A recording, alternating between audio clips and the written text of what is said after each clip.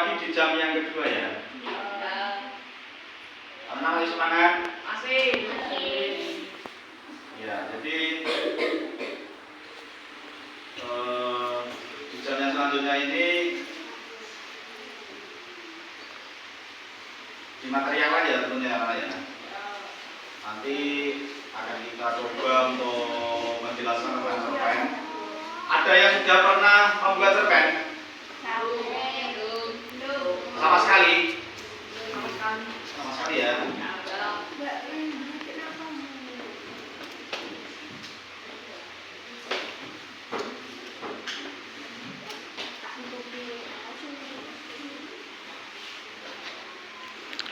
Buku materinya dikeluarkan dulu. Jadi untuk di yang selanjutnya anak silakan catat, nanti kita akan mengulas tentang cerpen. Apa cerpen? Ada yang tahu cerpen apa? Betul. Cerpen itu cerita pendek ya. Namanya saja cerita pendek, tapi sedikit ceritanya ya. Sedikit sekali. Nanti coba saya akan mencoba menampilkan contoh cerpen ya. Menampilkan contoh cerpen.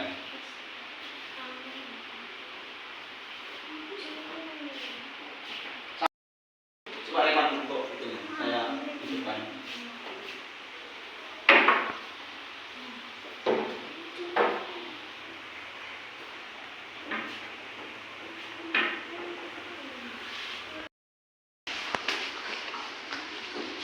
Anak-anak sambil dipelajari buku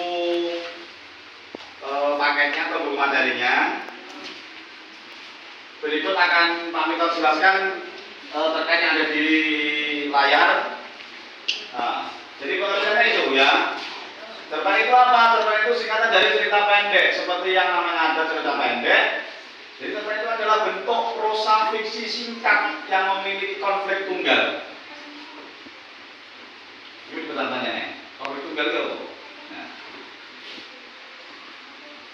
kalau mau gampangnya, cerpen itu cerita fiksi yang sekali habis, mulai dari pengenalan tokoh, konflik sampai penyelesaian. Nah, panjang cerpen dibatasi, nggak boleh lebih atau tidak boleh lebih dari 10.000 kata, tidak boleh. Boleh, misalkan 10.001 kata, berarti bukan cerpen lagi, ya. Jadi minimal standarnya adalah 10.000 kata. Kata loh ya, bukan kalimat loh. Nah, kemarin waktu saya ada perbedaan kata dan kalimat. Kata itu apa, kalimat itu apa. Jadi tidak boleh, cerpen itu tidak boleh lebih dari 10.000 kata. Itu sudah aturannya seperti itu. Nah,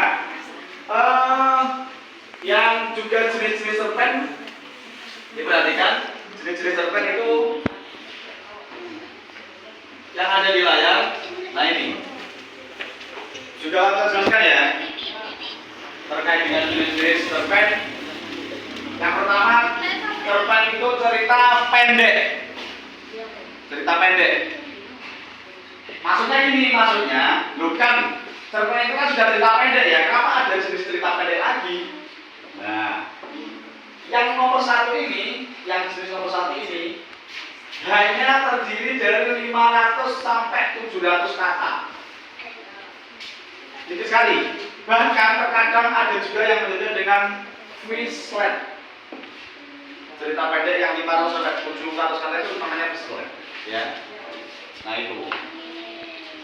Yang kedua, cerita pendek sedang.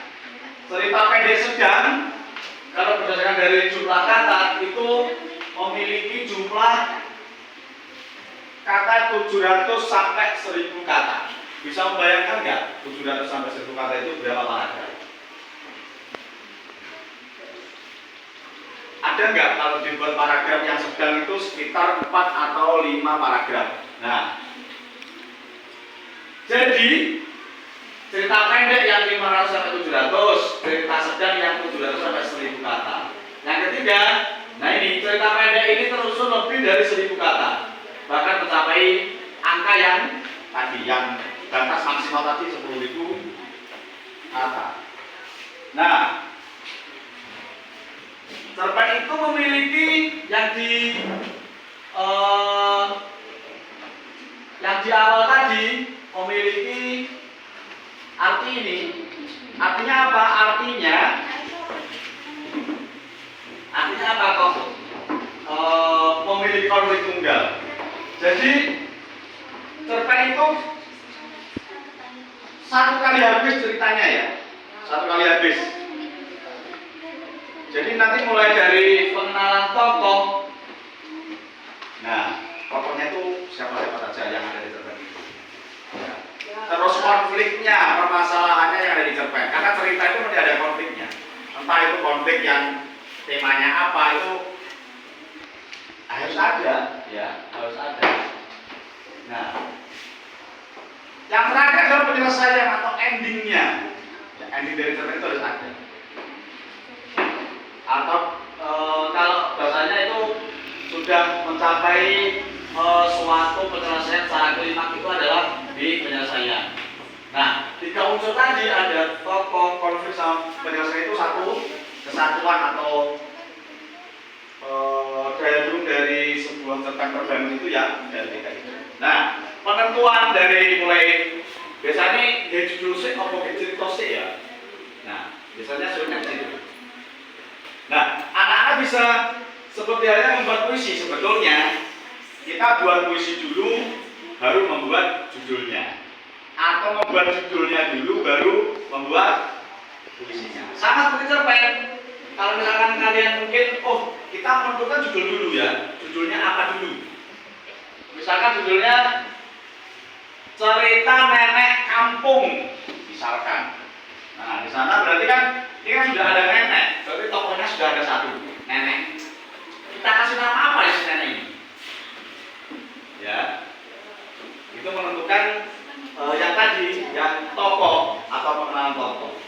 Mulai dari unsur judul saja sudah, iya, judulnya nanti ada neneknya, nanti ada figuran-figuran, tokoh figuran-figuran. Misalkan ada cucunya nenek, ada temennya nenek, ada tetangganya nenek, bisa dimasukkan dalam cerpen itu.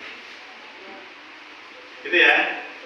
Sudah agak paham ini ya? Nanti kalau suruh buat cerpen, ada kan itu lomba-lomba cerpen itu kan malah dikasarkan nasional. Nanti kalau kalian sudah, oh ini akan mau saya ceritakan ini dalam bentuk cerpen, monggo, nggak apa-apa ya. Dia kan punya cerita mistis misalkan ya. Oh ini mau saya taruh di cerpen, nanti saya masukkan ke majalah dinding, bisa. Kadang penentuan judul itu yang sulit. Ini mau saya kasih judul apa? Nah, gitu ya.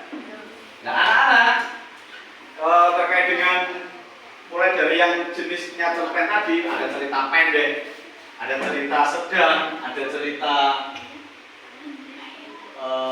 panjang ya.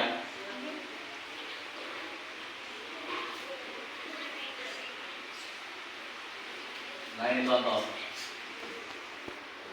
Nah, ini ada saya kasih contoh cerpen dengan judul Hutan Merah. Judulnya Hutan Merah. Judul itu kan perlu panjang-panjang. Terus saya pakai judul panjang sampai judulnya 2 paragraf. Lucu gak? Lucu dong.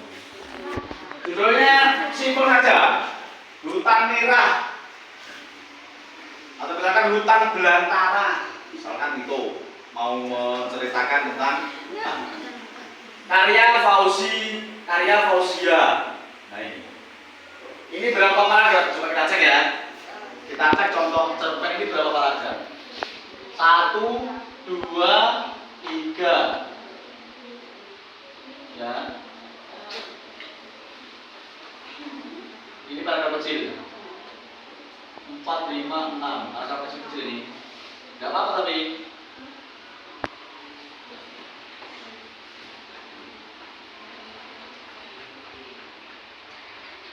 Nah, seperti itu coba.